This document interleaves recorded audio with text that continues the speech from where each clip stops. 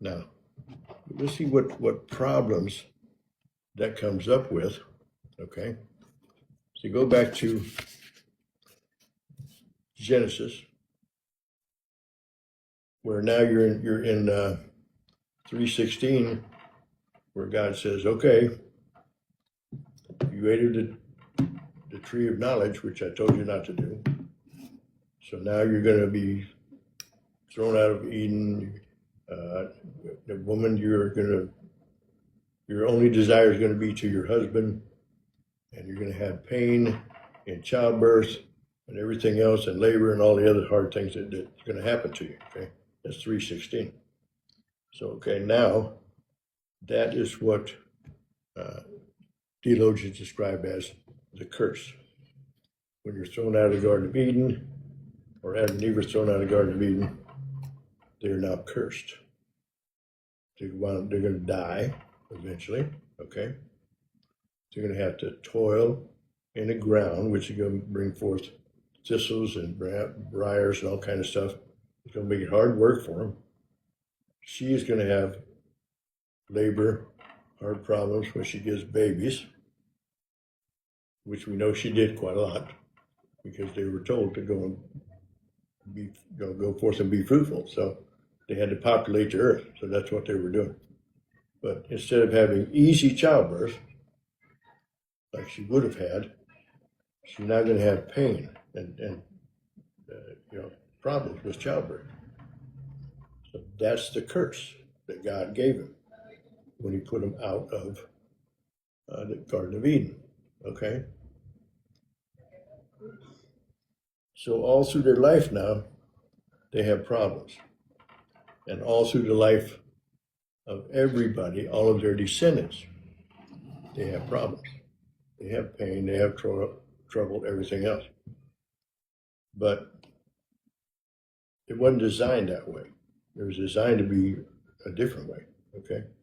She was supposed to be his Ezer, his helpmate, his protector, his support, his strength.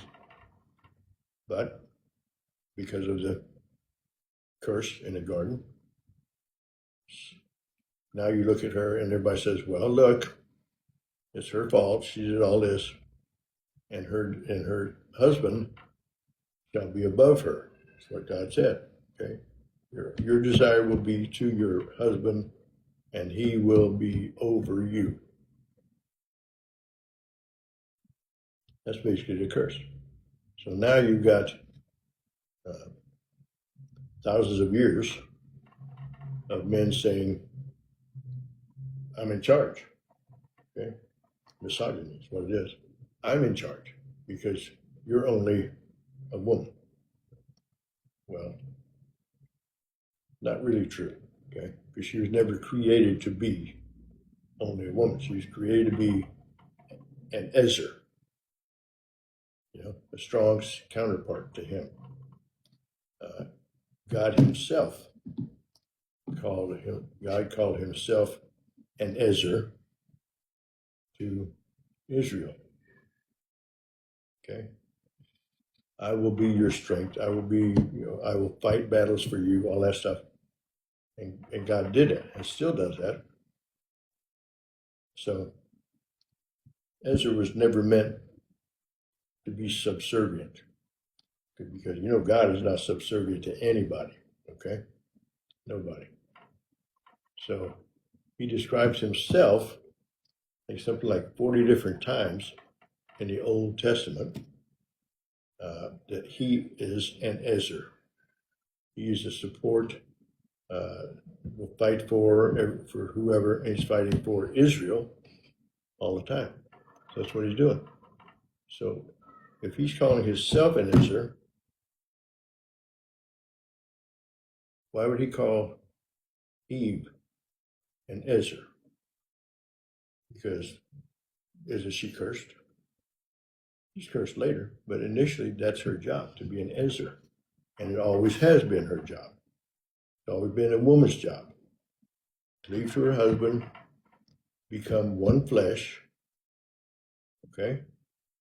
And be a support and a strength to your husband. That's what it meant. That's what, the whole thing in the Bible. That's what it meant. That's what you're supposed to do. Okay? It doesn't say you got to be subordinate to him, although that was part of the curse, that she would only desire her husband. So everybody says, oh, well, now she's subordinate. No, she's not subordinate. She's never told she was subordinate. She said, you will be, your only desire will be to your husband. Okay? Never said she was subordinate to him. He will be over you because of the curse, but it doesn't mean you're subordinate to him. He will be over you as the head of the house, but that does not mean you're not his equal. Never said that anywhere there. So, where's it going from there?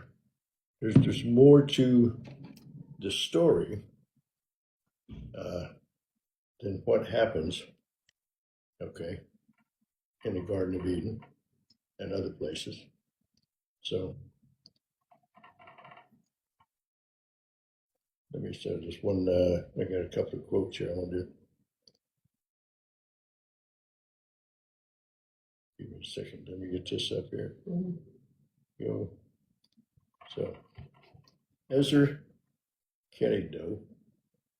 Okay. Second part of the phrase, Kenigdo, is equally important. It means corresponding to him, opposite him, or facing him. Okay? You're standing in the presence of or before someone, a counterpart, not a subordinate. Okay? That's what he made her, not a subordinate. Okay? So that's the deal. But again, you got to think, why is she then told she's only going to be his, her only desire is going to be to her husband? Well, that's part of the curse. That's fine. So now we got to go and find out what happens later on. You got to go into further look. You want to go all the way back to Revelations 22, verse 3. Okay? This records the first mention of the curse touching every realm. The curse produced death, toil, pain, and alienation from God's presence. That's the main thing, because Adam and Eve were put out of the garden. So they're no longer in the presence of God, alienated from him. Everybody now down the line has become sinners, okay? And they're away from God. We quit talking to him.